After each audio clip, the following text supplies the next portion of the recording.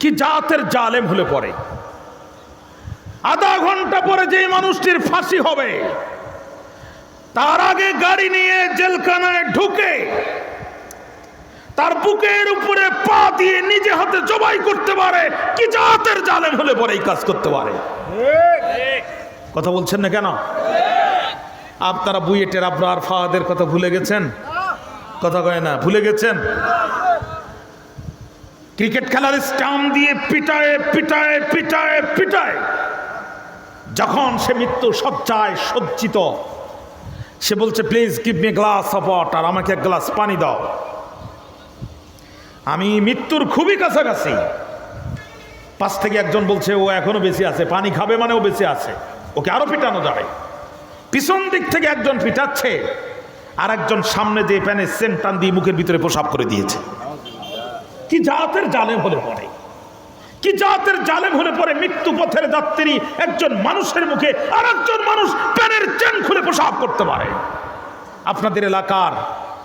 আপনাদের এলাকার কোনো মৃত কুকুরের মুখে, মারা যাচ্ছে এমন কুকুরের মুখে কোনো জীবিত কুকুর প্রসাব করে? আপনারা কথা বলছেন না কেন প্রিয় ভাইরা? আমি মনে হয় দোয়া করে দিলে আপনাদের সুবিধা হয়।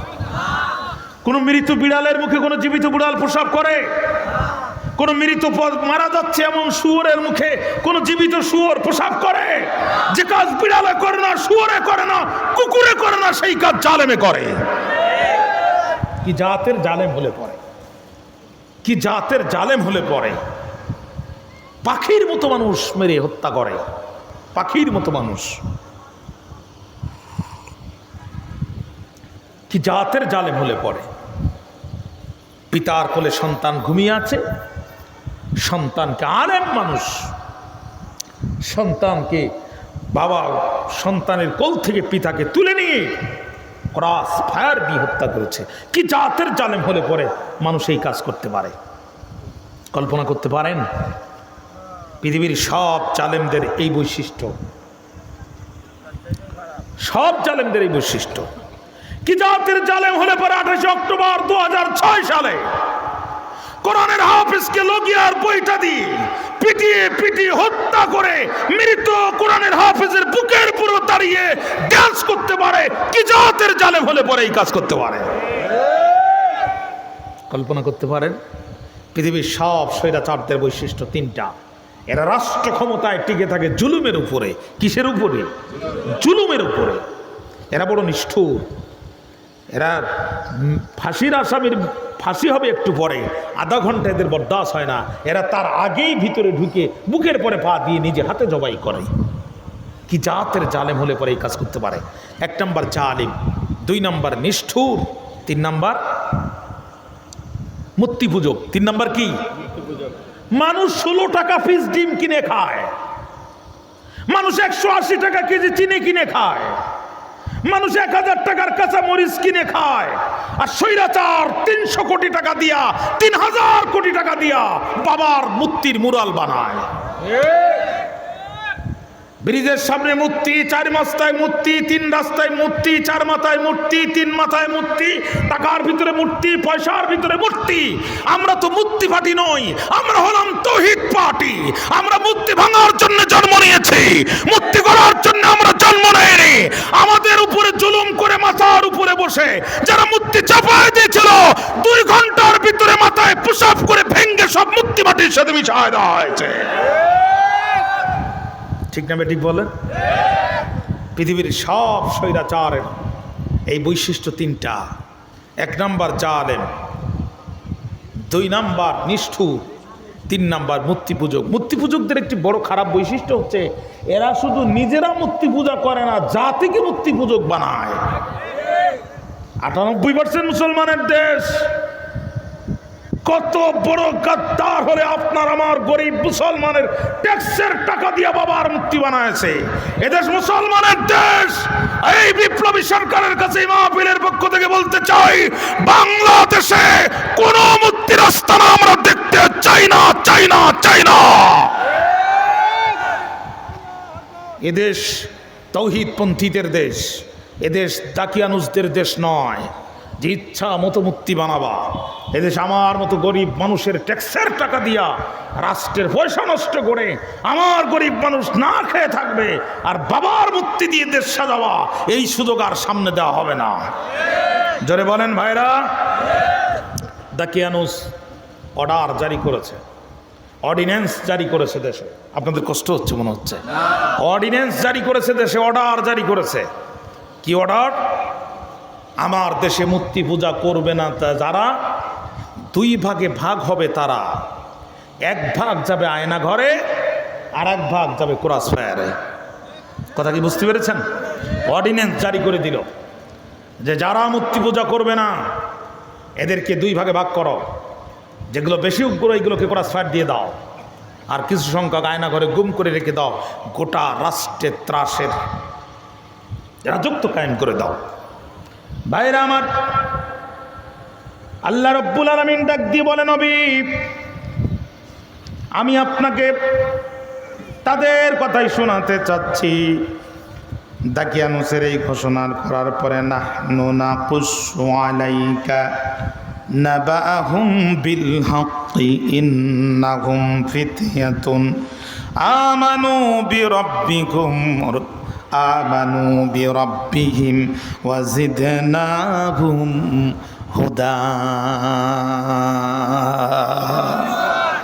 দাকিয়ানুসের এই ঘোষণার পরে 7 জন যুবক, আল্লাহ তাআলা কোরআনের আয়াতে বলছেন, কেউ কেউ বলে তারা 3 জন, 4th জন কুকুর, কেউ কেউ বলে তারা 5 জন, 6ষ্ঠ জন কুকুর, কেউ কেউ বলে তারা 7 জন, 8ম জন কুকুর। প্রকৃত সংখ্যা ভালো জানেন কে? আমরা সর্বশেষ ঘোষণাটাই ধরে নিলাম 7 জন, বাকিটা আল্লাহু আ'লাম, আল্লাহ ভালো জানেন। মনোযোগ আছে তো আমার দিকে আপনাদের? 7 জন যুবক, আল্লাহ কয় নবী এদের কথা এখন আমি আপনাদেরকে শোনাবো। হ্যাঁ নবী, তাদের বর্ণনা এখন আমি আপনাকে দিতে চাচ্ছি। এই যুবকেরা এক জায়গায় মিটিং দিয়ে বলল, শোন, আমরা মূর্তি পার্টি না, আমরা হলাম তৌহিদ পার্টি, জীবন দেব ঈমান দেব না। সুবহানাল্লাহ বললেন না? আমরা মূর্তি পার্টি না, আমরা তৌহিদ পার্টি। মূর্তি ভাঙার জন্য আমরা ওই মূর্তির কেন সিজদা করব যে মূর্তির মুখে কুকুরে প্রস্রাব করে? ইব্রাহিম আলাইহিস সালাম মেলায় যান নাই, সবাই যখন মেলায় গেছে তখন ঘরের মধ্যে ঢুকে দেখে মূর্তির সামনে এশিয়ানের মিষ্টি, আকবরিয়ার দই সব সাজানো। ইঁদুর মাটির থেকে উঠে খাচ্ছে, মূর্তি কিছুই বলছে না। কথা কন না কেন? এরপরে ইঁদুর শুধু খাচ্ছে না, ইঁদুর কিছু বলছে না বলে ইঁদুর মিষ্টি চিবাচ্ছে আর খোদার মাথায় উঠে বসে বসে চিবাচ্ছে। বিড়ালও এসে মিষ্টি খাচ্ছে। ইব্রাহিম আলাইহিস সালাম কয়, এরা যা করছে মেনে নেওয়া যায়। পাশে তাকাই দেখে কুকুর ঠ্যাং উঁচু করে একবারে 80 কিলোমিটার স্পিডে এক খোদার মুখে প্রস্রাব করতেছে, একবার ডাইরেক্ট স্প্রে করতেছে। ইব্রাহিম আলাইহিস সালাম কয়, তোদের আর এই দুনিয়া থাকার কোনো অধিকার নাই। কোরাল একটা নিয়ে ইচ্ছা মতো কুচাইছে, কুচাইয়ে বড়টার ঘাড়ে দায়িত্ব দিয়ে কয়, চাচা কুড়াল যার জবাব দেওয়ার দায়িত্ব তার। 7 যুবক এক জায়গায় বসে বলছে, শোনো, আমরা তো তৌহিদ পার্টি, আমরা মূর্তি পার্টি না। মূর্তি ভাঙার জন্য আমরা জন্ম নিয়েছি। যার হোক, মূর্তি ভাঙার জন্য মুসলমানদের জন্ম হয়েছে, মূর্তি গড়ার জন্য মুসলমানদের জন্ম হয়নি। জোরে বলেন, জোরে বলেন, জোরে বলেন।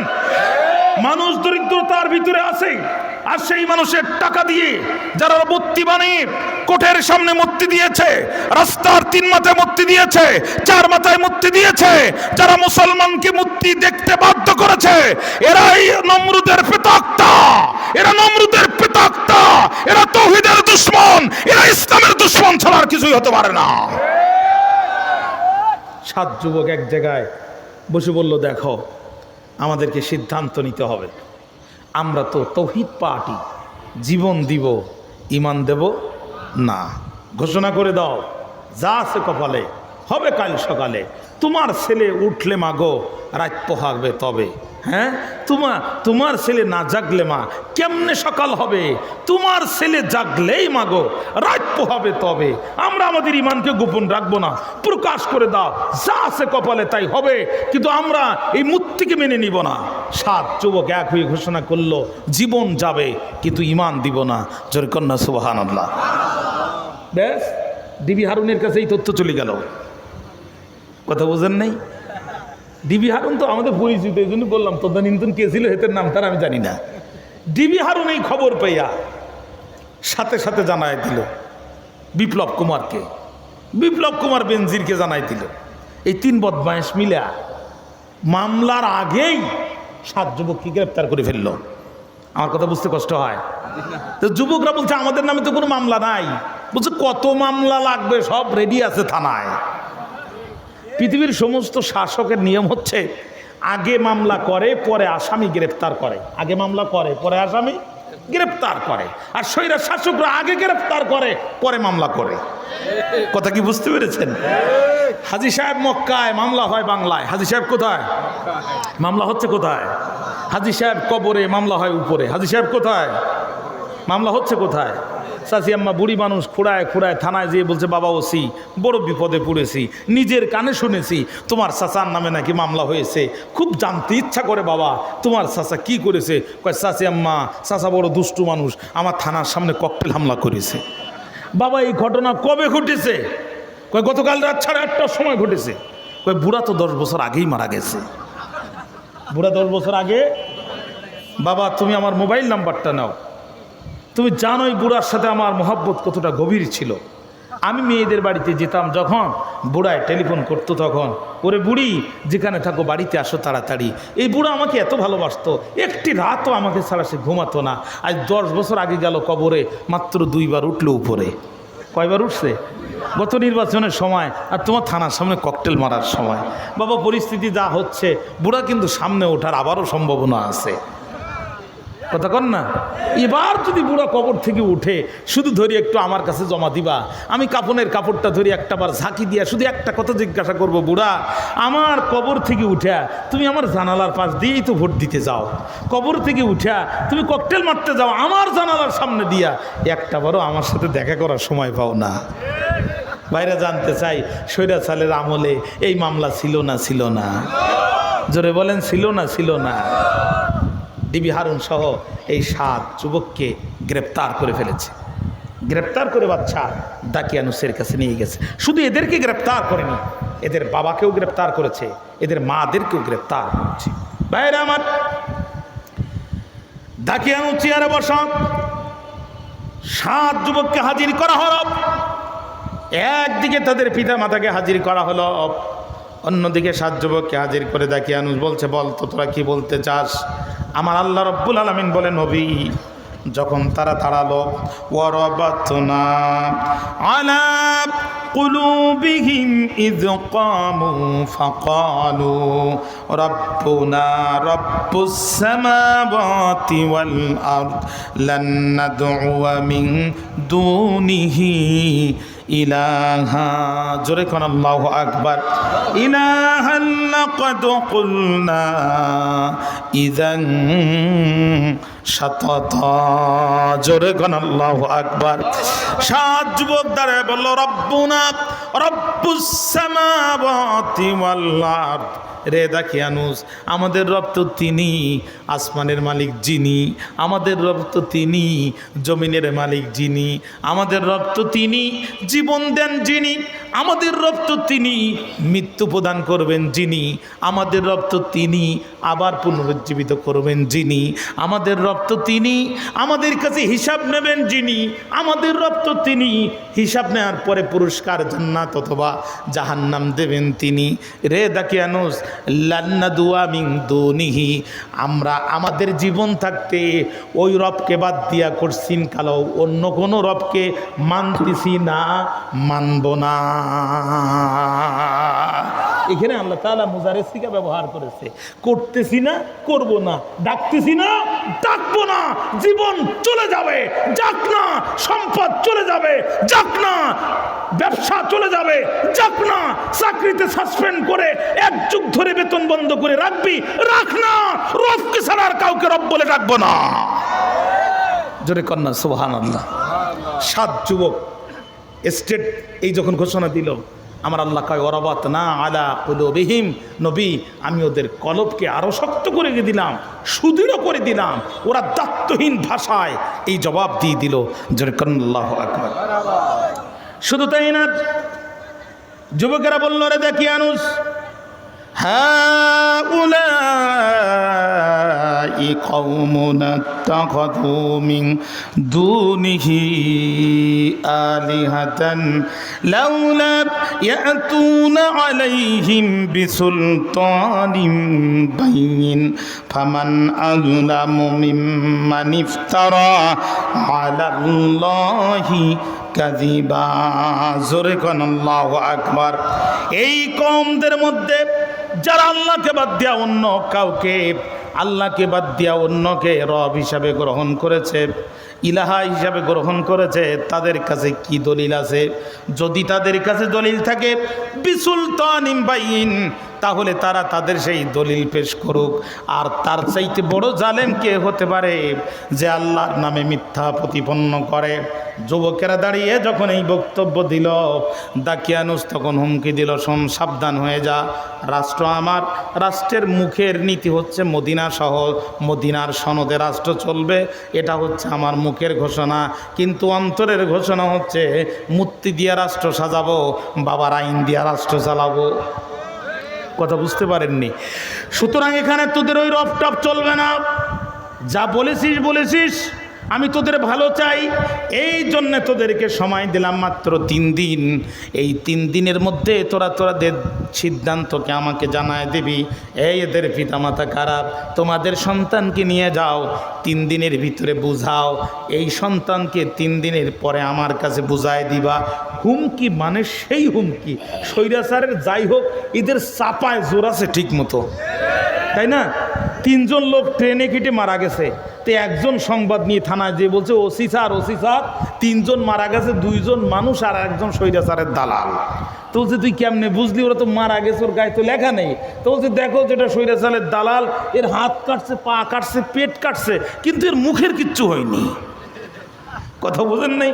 এদের হুমকি দামকি ঠিক আছে, পালাবে সকালবেলা, রাতের বেলা হুমকি দেয়। কথা কন না কেন ভাইরা আমার? আপনাদের বিরক্তি আসতেছে, আমি বুঝতেছি, মনোযোগ আছে আমার দিকে। দাকিয়ানুস হুমকি দিল, 3 দিনের ভিতরে আমি সিদ্ধান্ত হাতে নিব, উন্মুক্ত মঞ্চে প্রকাশ্যে তোমাদের মৃত্যুদণ্ড কার্যকর করা হবে। এত বড় দুঃসাহস তোমাদের! আমার অর্ডিন্যান্স না মেনে, ডিক্রি না মেনে তোমরা এখানে মানুষ আল্লাহকে রব বলে মানবা, এটা সহ্য করা হবে না। 3 দিন তোমাদের সময়। বন্ধুরা আমার, যুবকদেরকে ওরা যখন ছেড়ে দিল, যুবকেরা আবার রাত্রি বসে মিটিং করলো। বন্ধু রে, আমাদের হাতে সময় মাত্র 2টা। জোরে বলেন কয়টা? জোরে বলেন কয়টা? আমাদের হাতে সিদ্ধান্ত 2টা। 1 নাম্বার হয়তো শাহাদাতের জীবন, 2 নাম্বার তা না হলে আত্মগোপন।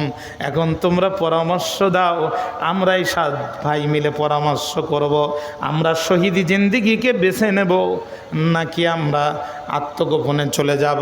প্রয়োজনে আগামী 3 দিন পরে আমরা নিজেরাই দাকিয়ানুসের দরবারে আত্মসমর্পণ করব, মাথা উঁচু করে ফাঁসির কাস্টে ঝুলে শহীদ হয়ে যাব।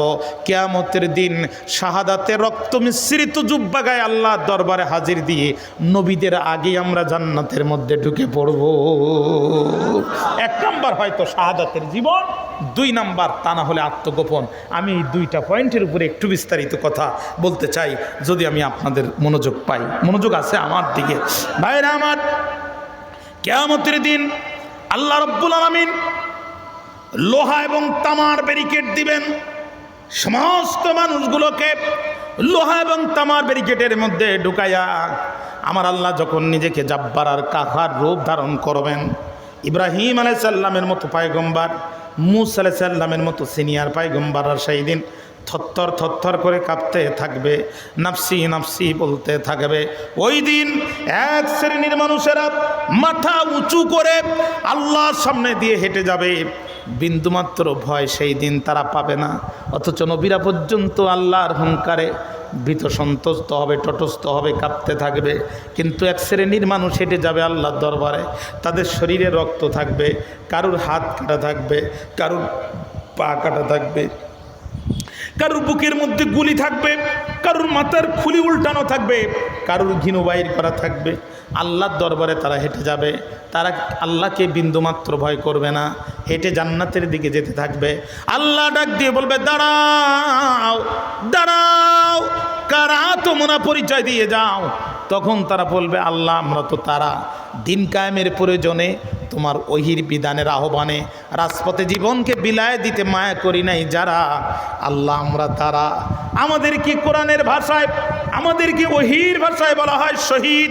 রব্বুল আলামিন ইসলামের প্রয়োজন যখন হয়েছে, সন্তানের মায়া করি নাই, স্ত্রীর মায়া করি নাই, প্রেমের মায়া করি নাই, দুনিয়ার জাগতিক ভোগ বিলাসকে পায়ের তলে কুরবানি করে দিয়া শাহাদাতের পেয়ালা পান করার জন্যে বাতিলের বুলেটকে গোলাপ ফুল মনে করে বুকে ওয়েলকাম জানিয়ে নিয়েছি। আয় আল্লাহ আমরা তোমার দিনের জন্য দুনিয়াতে জীবন দিয়েছি। আল্লাহ বলবে, এখন কোথায় দৌড়াও? কয় আল্লাহ আমরা জান্নাতের দিকে যাই। মুস্কি হেসে দিয়ে রব্বুল আলামিন বলবেন, ও আমার বান্দা, জান্নাতের দিকে তো যাবা, তবে আর একটু কিছু চাও, তোমাদের রবের কাছ থেকে আর একটু কিছু চেয়ে তোমরা নাও। ওরাও হেসে দিয়ে বলবে, রব্বুল আলামিন দিতে যদি চাও জীবনটা আর একবার দাও, দুনিয়াতে আর একবার যাই তোমার দিনের জন্য, এই জীবনটা আর একবার কোরবানি করে শহীদ হয়ে তোমার কাছে ফিরে আসি। আল্লাহ তখন ডাক দিয়ে বলবে, বান্দারে আমার, কেন আবার দুনিয়ার জীবনে যেতে চাস? তোদের এত নির্মমভাবে হত্যা করেছে, 70 বছরের বুড়া তোরা ছিলি, নিজেদের শরীর নিয়ে ঠিক মতো উঠতে পারতিস না, রিমান্ডে নিয়ে 15টা দিন রমজান মাসে হাত দুটো উঁচু করে তোদেরকে 15টা দিন সারা রাত ঘুমাতে দেয়নি, তোদেরকে নিয়ে গলার পরে পা দিয়ে চেপে ধরে বন্দুকটাকে হত্যা করেছে, গুলি করে মাথার খুলিকে উড়ায় দিয়েছে, এরপরও তোরা আবার শহীদ হতে কেন চাস? নারায়ে তাকবীর। 3জন প্রধান শ্রোতার আগমন, 11:30টার পরে শ্রোতা ঢুকতেছে। মাশাআল্লাহ, আসেন। আপনাদের কষ্ট হচ্ছে তো? মনোযোগ আছে আমার দিকে? আমি চোখ বন্ধ করে ওয়াজ করতেছি, তাকান, একটাবার আওয়াজ দেন তো, আল্লাহু আকবার। যাক, আপনাদের আওয়াজ একটু, চার্জ একটু বাড়ছে, এটা বুঝে গেছে। ভাইয়েরা আমার, আল্লাহ বলবে, এমন নির্মম নিষ্ঠুরভাবে তোদেরকে হত্যা করা হয়েছে, এরপরও তোরা আবার কেন রে শহীদ হতে চাস সে বান্দা? ওরা মুস্কি হাসবে আর বলবে, মাবুদ গো, শাহাদাতের মৃত্যু দেখতে বড় কষ্ট লাগে, বড় নিষ্ঠুর মনে হয়, কিন্তু এই মৃত্যু বরণ করতে এত মজা, এত মজা, এত মজা। মাবুদ গো, দিতে যদি চাও জীবনটা আর একবার দিয়ে দুনিয়াতে পাঠায় দাও, আর একবার বাতিলের বুলেটের সামনে আল্লাহু আকবার আওয়াজ দিতে চাই, জীবনটা আর একবার দান করে তোমার দরবারে আসতে চাই। চিৎকার করে একবার বলেন না আল্লাহু আকবার। ভাইরা, আমরা শাহাদাতের মৃত্যু চাই না? আল্লাহ তুমি আমাদেরকে শাহাদাতের মৃত্যু ভিক্ষা দাও। জোরে বলেন আল্লাহুম্মা আমিন। ভাইরা আমার শোনেন, রাসূলুল্লাহ বলেন, আপনি যত বড় আলেম হন, আপনি যত বড় মুহাদ্দিস হন, যত বড় মুফতি হন, যত বড় আবেদ হন, আপনি সাধারণভাবে মৃত্যুবরণ করবেন, কবরে আপনাকে থাকা লাগবে, উলঙ্গ হয়ে কিয়ামতের দিন আপনাকে উঠতে হবে, আল্লাহর দরবারে বিচারের খাতা নিয়ে আপনাকে যেতে হবে। কিন্তু আল্লাহর দ্বীনের জন্য যারা শহীদ হয়ে যাবে, জিবরাইল আজরাইল আলাইহিস সালাম তাদের রূহটা টান মেরে বের করবে আর সরাসরি আল্লাহর জান্নাতের মধ্যে ছুরি মারবে।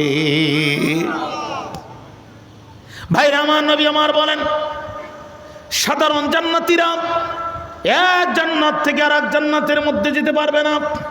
আপনি যদি জান্নাতুল ফেরদাউসের অধিবাসী হন, অন্য জান্নাতে যাওয়ার পারমিশন আপনার নাই।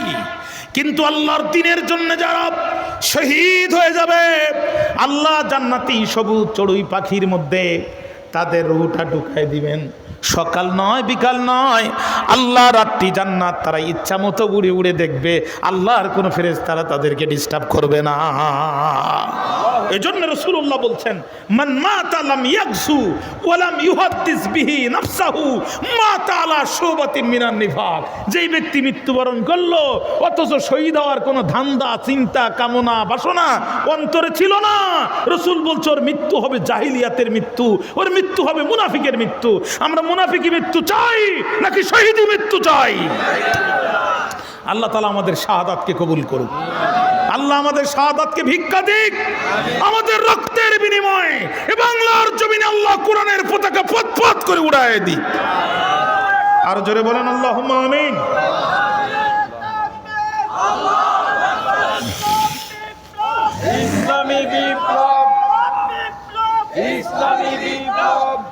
সামনে কর্মসূচি আমাদের দুইটা। জোরে বলেন কয়টা? আমি কম সময় কথা বলবো, এই জন্য হেডলাইনগুলো দ্রুত বলে দিচ্ছি। সামনে কর্মসূচি আমাদের দুইটা। জোরে বলেন কয়টা? সব আলেমদেরকে এক টেবিলে বসতে হবে, এক ঘরে আসতে হবে, এক মার্কায় আসতে হবে, কোনো কথা নাই। উঁচু টুপি, লম্বা টুপি, শক্ত টুপি, পাতলা টুপি, 5 কলি 7 কলি 10 কলি, আমরা কিচ্ছু বুঝি না। হাতে রাখো হাত, আমরা মুহাম্মদ সাল্লাল্লাহু আলাইহি সাল্লামের উম্মত। আমার কথা বুঝতে কষ্ট হয়েছে? যারা ঐক্যের বিরুদ্ধে বক্তব্য দেবে মাহফিলগুলোতে, স্টেজে, আপনাদেরকে গলা ধাক্কা দিয়ে মাটির মধ্যে নামায় দিবেন। যারা ঐক্য বিনষ্টকারী বক্তব্য দিবে, এরা জাতীয় গাদ্দার, আব্দুল্লাহ ইবনে উবাই ইবনে সুলুল শ্রেষ্ঠ মুনাফিক হিসেবে পরিচিতি লাভ করবে। আর যারা ঐক্যের পক্ষে বক্তব্য দেবে, তারা যদি কোনো বাধার শিকার হয়, আপনারা তাদের সামনে বুক পেতে দেবেন, তাদেরকে সেভ করবেন, রক্ষা করবেন। রাজি আছেন না প্রিয় ভাইরা? 1 নম্বর, আলেমদেরকে এক টেবিলে আসতে হবে। কারণ এই আলেমদের কথা শুনে আমার দেশের মানুষ 17টি বছর ক্রস ফায়ারের শিকার হয়েছে।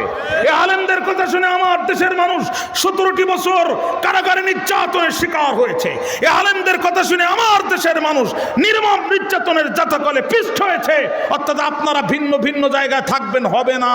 জাতির প্রয়োজনে, বাংলাদেশের স্বাধীনতা সার্বভৌমত্ব রক্ষার জন্য একটি ক্ষুধা দারিদ্র মুক্ত, ধর্ষণ মুক্ত, টেন্ডারবাজ মুক্ত, চাঁদাবাজ মুক্ত, সিন্ডিকেট মুক্ত, সুখী সমৃদ্ধশালী রাষ্ট্র প্রতিষ্ঠার জন্য আলেমদেরকে অবশ্যই এক টেবিলে আসতেই হবে, আসতেই হবে, আসতেই হবে।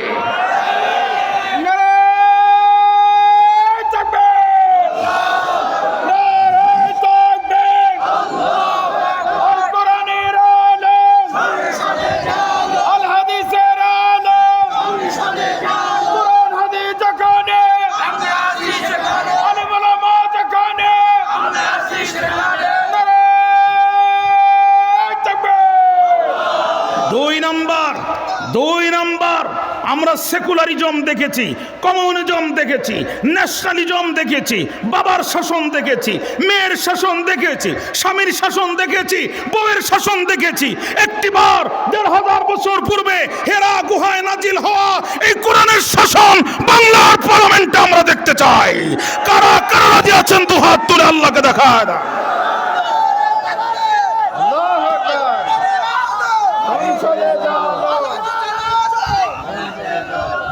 ভাইরা আমার, মরুসাওয়ারার মাঝখান দিয়ে তন্নি তরুণী ষোড়শী রূপবতী সুন্দরী এক যুবতী মহিলা একা একা হেঁটে আসতেছে। মদিনায় আসার পরে মদিনার লোকজন বলছে, হাউ ডেয়ার ইউ, কি সাহস তোমার, কত দুঃসাহসী মহিলা তুমি, কি দুঃসাহসী নারী তুমি, তোমার এই যৌবন নিয়ে, চেহারা নিয়ে উত্তপ্ত মরুসাওয়ারার মাঝখান দিয়ে হেঁটে আসলে একটিবারও তোমার সম্ভ্রম হারানোর ভয় করলো না, একটিবার তোমার ইজ্জত হারানোর ভয় করলো না, তুমি এত বড় দুঃসাহসী নারী। পদ্মার ভিতর থেকে দাত্তহীন কণ্ঠে মহিলাটি জবাব দিল, তোমরা কি ভুলে গেছো এ রাষ্ট্রের সংবিধান হচ্ছে আল্লাহর কোরআন, আর এই রাষ্ট্রের প্রেসিডেন্ট হযরত ওমর। যে রাষ্ট্রের প্রেসিডেন্ট ওমর হয় আর যে রাষ্ট্রের সংবিধান কোরআন হয়, এই রাষ্ট্রে আমার মতো নারীদের ইজ্জত হারানোর কোনো সম্ভাবনা নাই। আমরা সেই খলিফা ওমরের শাসন এ বাংলার জমিনে একবার দেখতে চাই। আমরা হযরত আবু বকরের শাসন এই বাংলার মসনদে একবার দেখতে চাই। সব তো দেখলাম, শুধু একটিবার কোরআন দেখতে চাই। রাজি আছেন না প্রিয় ভাইরা আমার? রাজি আছেন না প্রিয় ভাইরা আমার? হে আমার বোনেরা, এই মাইকের আওয়াজ যাদের কাছে যাচ্ছে, আপনাদের কাছে উদাত্ত আহ্বান, এ কোরআন যদি আমাদের কাছে ইমামতি দিয়ে, মসজিদে যেমন আমাদেরকে ইমামতি দিয়ে পিছনে দাঁড়ায় থাকেন, আমরা সিজদায় গেলে আপনারা সিজদায় যান, আমরা রুকুতে গেলে আপনারা রুকুতে যান, আমরা যতক্ষণ না সালাম না ফিরাই আপনারা ততক্ষণ সালাম ফিরান না। রাষ্ট্রের ইমামতি একটাবার আলেমদের হাতে দেন, আল্লাহর কসম আমরা খলিফা ওমরের মতো শাসন আপনাদেরকে উপহার দেব। রাজি আছেন না প্রিয় ভাইরা? হে আমার মায়েরা, আপনার ইজ্জত হারানোর ভয় থাকবে না, আপনার কন্যার ইজ্জত হারানোর ভয় থাকবে না, টেন্ডারবাজি থাকবে না, সিন্ডিকেট থাকবে না, চাঁদাবাজি হবে না, সন্ত্রাস হবে না, ধনী মানুষের সম্পদ হারানোর ভয় থাকবে না, গরিব তার অধিকার ফিরে পাবে, না খেয়েও কেউ মারা যাবে না, কেউ খাবে আর কেউ খাবে না, তা হবে না, তা হবে না। কোরআনের সমাজ চাই, আগামীর পার্লামেন্ট কোরআনের পার্লামেন্ট, আগামীর বাংলাদেশ কোরআনের বাংলাদেশ, আগামীর বাংলাদেশ ইসলামের বাংলাদেশ। এই ইসলামের বাংলাদেশ গঠন করার জন্য যদি বুকের তাজা রক্ত আর একবার দিতে হয়, জীবনকে বাজি রেখে ময়দানে নামতে হয়, কারা কারা শাহাদাতের তামান্না নিয়ে সেই মিছিলে হাজির হবেন, দুহাত তুলে আল্লাহকে দেখায় দেন।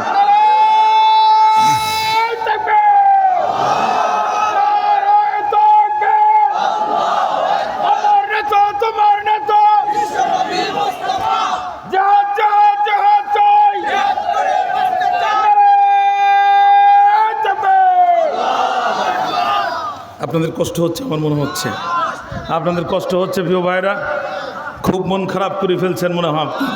তাহলে যুবকরা বলছে তাদের সামনে রাস্তা দুইটা, জোরে বলেন কয়টা?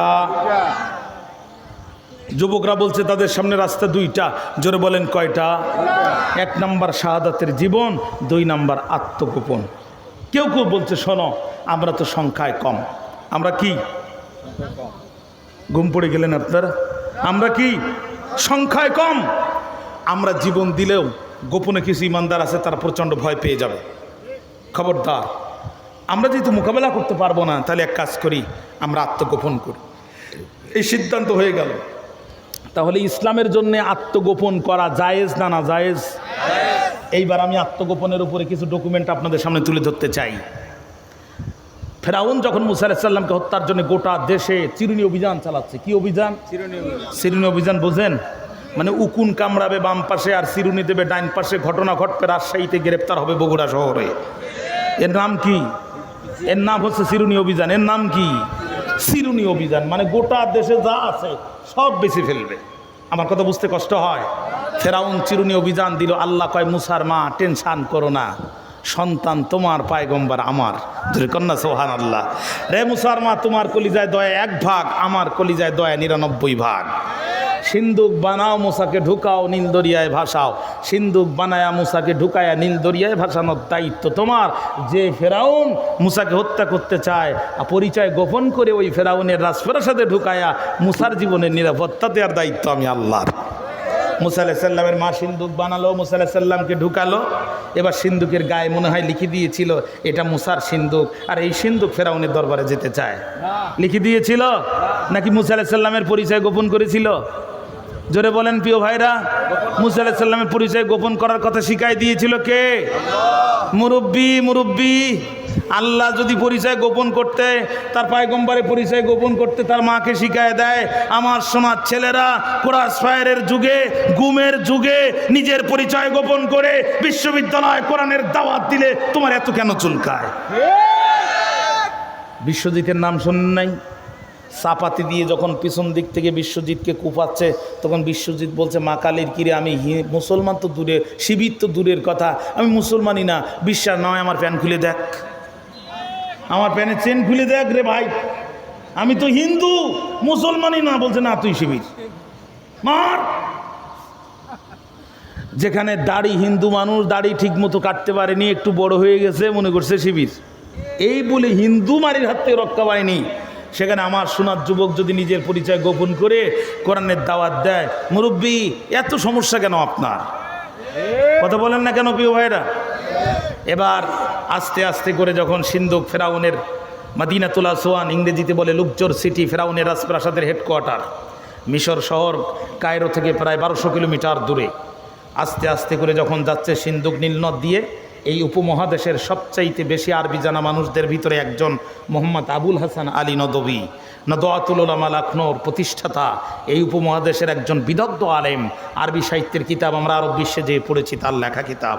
বাইরে আমার, তিনি তার লেখার ভিতরে লিখতেছেন, মুসা আলাইহিস সালামের সিন্দুক যখন ফেরাউনের রাজপ্রাসাদের দিকে যাচ্ছে, মনে হচ্ছে যেন নীল নদের ঢেউ এই সিন্দুককে চুমা দিতে দিতে ফেরাউনের রাজপ্রাসাদের দিকে পৌঁছায় দিচ্ছে। বাইরে আমার, খেয়াল করেন, আম্মা আসিয়ার সাথে ফেরাউন দুইজন বসে নীল নদের পাশে বাতাস খাচ্ছে আর আড্ডা দিচ্ছে।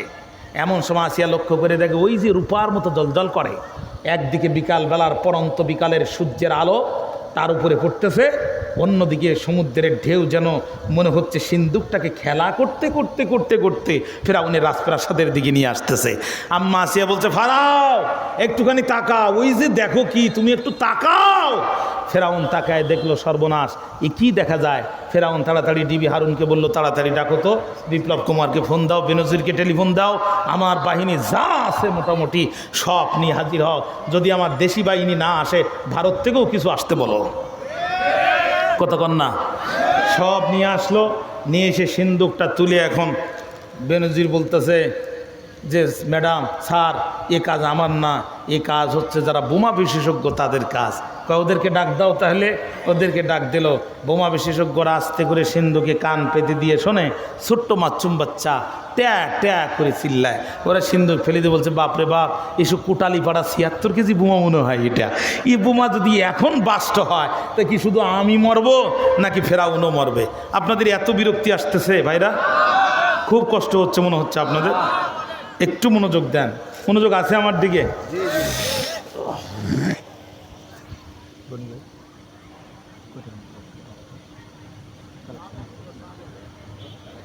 ঠিক আছে, আপনাদের খুব কষ্ট হচ্ছে, একটু সময় দেন ভাইরা আমার। খেয়াল করেন, একান্ত আপনজনেরা আমার কথা আমি ভুলি নাই। এখনও ওরা যখন কান্নার আওয়াজ পেয়েছে আরও ভয় খেয়ে গেছে, কিন্তু পিছনে তো পুলিশ বাহিনী দাঁড়িয়ে আছে। সারা জীবন বোমা বিশেষজ্ঞ বেতন নিছিস, আর এখন এই বোমা দেখে ভয় পেয়ে পালাবি? তা হবে না, খুলতে হবে। বোমা সিন্ধুক ওপেন করে দেখে এত সুন্দর মাসুম বাচ্চা দেখা যায়।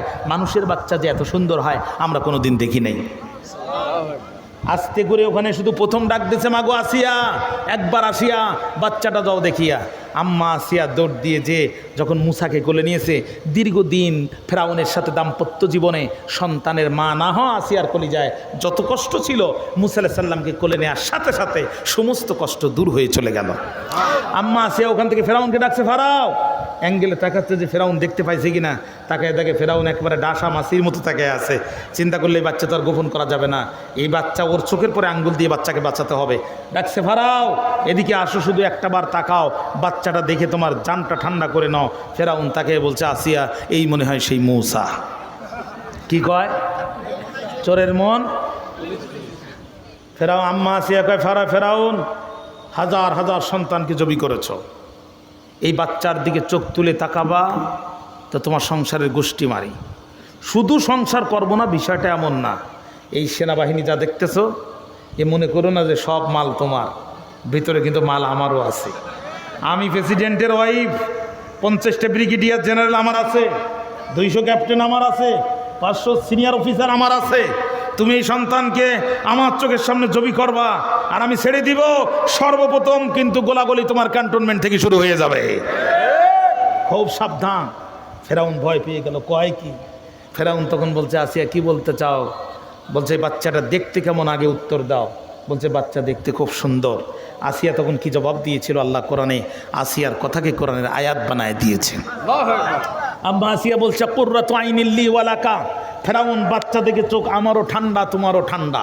লা তাকতুলুহু, অতএব এই বাচ্চাকে তুমি হত্যা করতে পারবে না।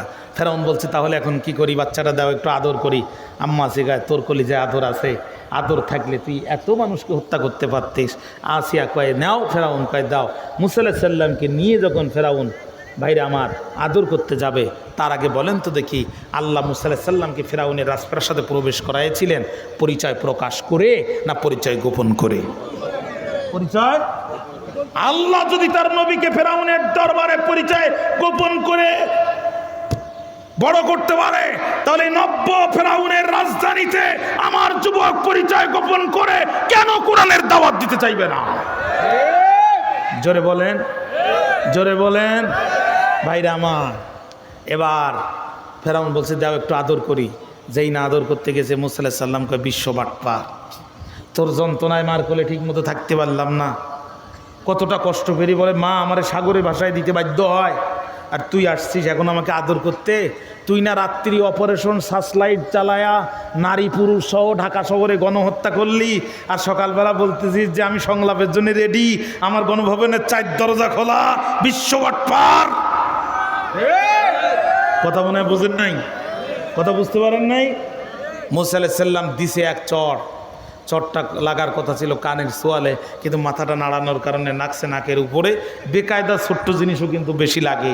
মুসা আলাইহিস সালাম দিছে চড়, এক চড়ে বেঁকে গেছে ফেরাউনের নাকের হাড়। যেই না বেঁকে গেছে, ফেরাউন তখন কয়, আসিয়া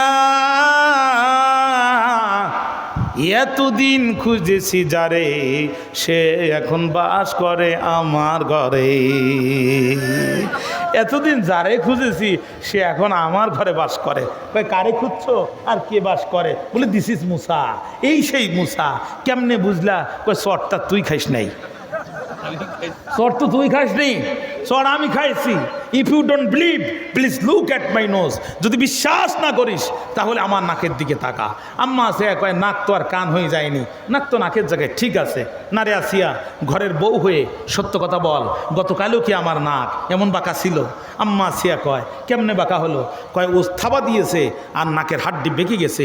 ও বাচ্চাটা স্বাভাবিক, ওর থাবার ওজন অস্বাভাবিক। যে কাটা ধার হয় তার গোড়া দেখলে বোঝা যায়, যে বিড়াল শিকারী হয় তার গোপ দেখলে আন্দাজ করা যায়। ওর থাবার ওজনই বলতেছে ও মুসা।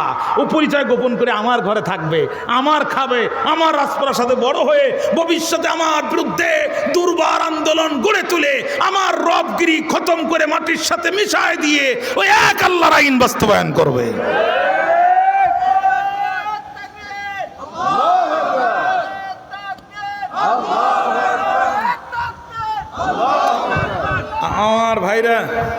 আমার ভাইরা বলেন তো, আল্লাহ মুসা আলাইহিস সালামের পরিচয় প্রকাশ করেছিল প্রথম না গোপন করেছিল? মুরব্বী, তা আল্লাহ যদি পরিচয় তার পয়গম্বরে গোপন করতে পারে, আমার সোনার ছেলেরা বিপদগামী যুবকদের হাতে কোরআন তুলে দেওয়ার জন্য নিজের পরিচয় কেন গোপন করতে পারবে না? কথা বলেন না কেন? এইবার আম্মা আসিয়া বলছে কোনো কথা চিন্তা করো না, আমার এই বাচ্চা খাবে, তুমি খাবারের ব্যবস্থা করো। তো বলছে আমি এই বাচ্চা খাবে, আমি কেমনে খাবারের ব্যবস্থা করবো? কয় তোমার এই তথ্যমন্ত্রী সিরাং বাড়ি, খাড়া খাড়া চুল, ওই বদমায়েশ হাসান মাহমুদ, ওর কাছে টেলিফোন করো। ওকে বলে দাও 71 টিভির ফারজানার উপর একটা বদমায়েশ, একে বলে দিতে তোমার দরবারে ধাত্রী লাগবে। হাসান মাহমুদ ঘোষণা করার সাথে সাথে ধাত্রীরা লাইন দিল। মুসা আলাইহিস সাল্লামের কারুর কাছে গেল না, লাইনের শেষে দাঁড়িয়েছিলেন যিনি, মুসা আলাইহিস সাল্লামের বোন ছিলেন তিনি। বলছে ভাইরা, আমার কাছে একজন ধাত্রীর সন্ধান আছে, এই বাচ্চা 100% যাবে তার কাছে, অনুমতি যদি পাই আমি সন্ধান শুধু দেয়া নয়, আমি তাকে সাথে করে নিয়ে আসতে চাই। এই রাজ দরবারের লোকজন বলল তাহলে তো খুব ভালো হয়। এখন আমি আপনাদের কাছে জানতে চাই, মুসা আলাইহিস সাল্লামের বোন কি ভাইয়ের পরিচয় দিয়েছিল না পরিচয় গোপন করেছিল? ভাইরা, তাহলে ইসলামের ইতিহাসে গোপন শব্দটা আছে না নাই? এইবার মুসা আলাইহিস সাল্লামের বোন যে তার মাকে নিয়ে আসছে। ভাই রে, কি বলবো, লোহার পাশে যেমন চুম্বুক নিলে চুম্বুক ঠাস করে লোহার সাথে লেগে যায়, দীর্ঘক্ষণ পর মাকে দেখার সাথে সাথে মুসা আলাইহিস সাল্লাম ঝাঁপ দিয়ে মায়ের কোলে পড়ছে। আমার আল্লাহ তখনই ডাক দিয়ে বলছে, মুসার মা, বলেছিলাম না আমি তোমার আল্লাহ ওয়াদা ভঙ্গ করি না, খবরদার ওটা যে তোর সন্তান এই পরিচয় যেন তুই দিস না। ওরা জানবে তুই ওর দুধ মাতা, কিন্তু আমি আর তুই জানবো তুই ওর আসল মা। জোরে কর না সুবহানাল্লাহ। তাহলে মুসা আলাইহিস সালাম যে নবী, এই পরিচয় দিতে নিষেধ করেছে কে? আল্লাহ। এই পরিচয় গোপন করতে নিষেধ করেছে কে? জোরে বলেন, চিল্লায় বলেন কে? তাহলে দিন কায়েমের প্রয়োজনে, ইসলামের আহ্বানে, ইসলামকে প্রতিষ্ঠা করার জন্য কোন সময় পরিচয় গোপন করা জায়েজ না পরিচয় গোপন করা হারাম? পরিচয় গোপন করা 1,00,000,000,000 বার জায়েজ। আমার কথা বুঝতে কষ্ট হয়েছে? আল্লাহ কয়, মুসার মা, এখন তোর একটা ভিআইপি চাকরি হবে, তোর মুসা তোর কোলে থাকবে, তোর দুধ পান করবে। ফেরাউন মোটা অঙ্কের বেতন তোর দেবে। ফেরাউনের এই স্বৈরাচারী পুলিশ এত মানুষ মারে, এদের বেতন বৃদ্ধি হয় 2-3 বছর পর পর, কিন্তু তোর বেতন বৃদ্ধি হবে তোর ইচ্ছার উপর। তুই শুধু বলবি চাকরি করব না, বেতন দ্বিগুণ হতে দেরি হবে না, কারণ তোর মুসা তোর স্তনে ছাড়া পৃথিবীর আর কোনো নারীর স্তনে মুখ দেবে না। জোরে কর না সুবহানাল্লাহ। রে মুসার মা, টেনশন করিস না, ভয়ে থাকিস না, এখন 100% নিরাপত্তা তোর মুসা পেয়ে গেল। ওয়াজাইলুহু মিনাল মুরসালিন, আর তোর মুসা যখন বড় হবে আমি আল্লাহ তোর মুসাকে আমার রাসূল বানায় দেব। অর্থাৎ বড় হওয়া পর্যন্ত অপেক্ষা করো, বড় হওয়া পর্যন্ত পরিচয় গোপন করো, বড় হওয়া পর্যন্ত পরিচয় প্রকাশ করো না, এই নির্দেশ কার? আল্লাহ। ইউসুফ, আরও অনেক কথা এখানে আনা যাবে, আমি আর বক্তৃতা লম্বা করতেছি না, আপনাদের কষ্ট হচ্ছে আমি বুঝতে পারতেছি। 7 যুবক বলল, সামনে আমাদের সিদ্ধান্ত 2টা। জোরে বলেন, কয়টা? 2টা। একটা হচ্ছে শাহাদাতের জীবন, আর একটা হচ্ছে আত্মগোপন। আমরা যেহেতু সংখ্যায় কম, শহীদ হলে তো আমরা হতে পারবো, কিন্তু গোপনে যারা ঈমান এনেছে এরা বিপদে পড়বে। এরা মানুষদেরকে ধরে ধরে ওরা ফাঁসিতে ঝুলাবে, অনেক বেঈমান মানুষের উপরেও অত্যাচার করবে। অর্থাৎ শাহাদাত এখন বেছে নেওয়ার দরকার নাই। চলো আমরা যাই। 7 জন যুবক রওনা দিল। সকাল হওয়ার আগে তারা গুহার মধ্যে ঢুকে পড়ল। ঢুকে 2টো হাত তুলে তারা আল্লাহর কাছে ঠিক এভাবেই 2টো হাত তুলে দিল। রব্বানা আতিনা মিন লাদুনকা রাহমাতাও وهيئ لنا من أمرنا رشدا আল্লাহ তুমি তোমার রহমতের দরজা আমাদের জন্য খুলে দাও, আমাদেরকে উপযুক্ত রাস্তা দেখাও।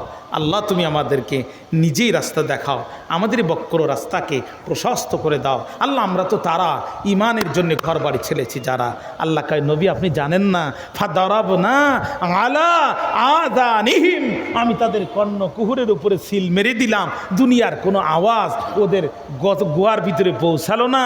ফিল কাহফি সিরিনা আদাদা, 309 বছর ওরা গুহার ভিতরে আরামে ঘুম পড়ে গেল। এখন এবার আল্লাহ তার নবীকে বলছে আম হাসিবতা, আপনি কি মনে করেন আন্না আসহাবাল কাহফি, এই গুহাবাসীদেরকে ঘুমিয়ে রাখা, ওর রকিম ফলকবাসীদেরকে ঘুমিয়ে রাখা আমি আল্লাহর জন্যে খুব বড় আজীব ব্যাপার, বড় বিস্ময়কর ব্যাপার। 309 বছর এদেরকে ঘুমিয়ে রাখা আল্লাহর জন্য কি কোনো কঠিন কাজ? জোরে বলেন। হযরত আবু বকর রাদিয়াল্লাহু তাআলা মৃত্যুর পূর্বে বললেন যে আমি মারা যাওয়ার পর আমার এই লাশটা রসুলের রওজার সামনে নিয়ে যেও, যদি রওজা শরীফের গেট খুলে যায় তাহলে আমাকে নবীজির পাশে দাফন করে দিও, আর যদি গেট না খোলে তাহলে আমাকে দাফন করার দরকার নাই। আবু বকরকে রসুলের রওজার সাথে নিয়ে যাওয়ার সঙ্গে সঙ্গে রওজা শরীফের গেট একা একা খুলে গেল। ভিতর থেকে নবীজির মাকবারার ভিতর থেকে আওয়াজ আসতেছে উদখুলুল হাবিবা ইলাল হাবিবি, আর দেরি করো না, বন্ধুকে বন্ধুর পাশে তাড়াতাড়ি শোয়ায় দাও। আবু বকর রাদিয়াল্লাহু তাআলার সময় যদি এই ঘটনা ঘটতে পারে, আসহাবে কাফের যুবকদের 309 বছর ঘুমিয়ে রাখা, এটা আল্লাহর জন্য কি কোনো কঠিন ব্যাপার? কোনো কঠিন ব্যাপার? মদিনাতুল মুনাওয়ারার মসজিদের মেম্বারে হযরতে ওমর বক্তব্য দিচ্ছেন। 12,000 কিলোমিটার দূরে ইরাকের রণাঙ্গনে ইসলামের জন্য যুদ্ধ চলছে। হযরতে সারিয়া রাদিয়াল্লাহু তাআলা যুদ্ধে নেতৃত্ব দিচ্ছেন। হযরত ওমর খুতবা দিতে দিতে হঠাৎ করে লাঠি উঁচু করে বলছে ইয়া সারিয়াল জাবাল, ইয়া সারিয়াল জাবাল আল জাবাল, ও সারিয়া পাহাড়কে পিছনে রেখে যুদ্ধ চালাও, যুদ্ধের কৌশল পরিবর্তন করো। 12,000 কিলোমিটার দূরে হযরতে সারিয়া ওমরের আওয়াজ নিজের কানে শুনতে পেল। যুদ্ধের পট পরিবর্তন করলো, পাহাড়কে পিছনে রেখে হযরতে সারিয়া যুদ্ধ চালালো, যুদ্ধে বিজয় লাভ করলো। মদিনাতে এসে হযরতে ওমরকে বলছে আমিরুল মুমিনিন, খলিফাতুল মুসলিমিন, আপনি 12,000 কিলোমিটার দূর থেকে আমাকে যুদ্ধের নির্দেশনা দিয়েছেন, আমি মদিনা থেকে আপনি বলেছেন, ইরাকের মাটি থেকে আমি আপনার কণ্ঠের আওয়াজ শুনতে পেয়েছি। হযরত ওমরের সময় যদি এই ঘটনা ঘটতে পারে তাহলে আসহাবে কাফের এই যুবকদের 309 বছর ঘুম পড়ায় রাখা, এটা আমি আল্লাহর জন্যে, আমার আল্লাহর জন্যে কি একেবারে কোনো ব্যাপার বলে আপনি মনে করেন? মুসলমানরা মিশরে বিজয় অর্জন করলো। আমর ইবনুল আসের নেতৃত্বে নীল নদের পানি শুকিয়ে গেল, কৃষকরা চাষ করতে পারছে না। আমর ইবনুল আস চিঠি লিখলো আমিরুল মুমিনিন খলিফাতুল মুসলিমিন, বড় বেকায়দায় আছি।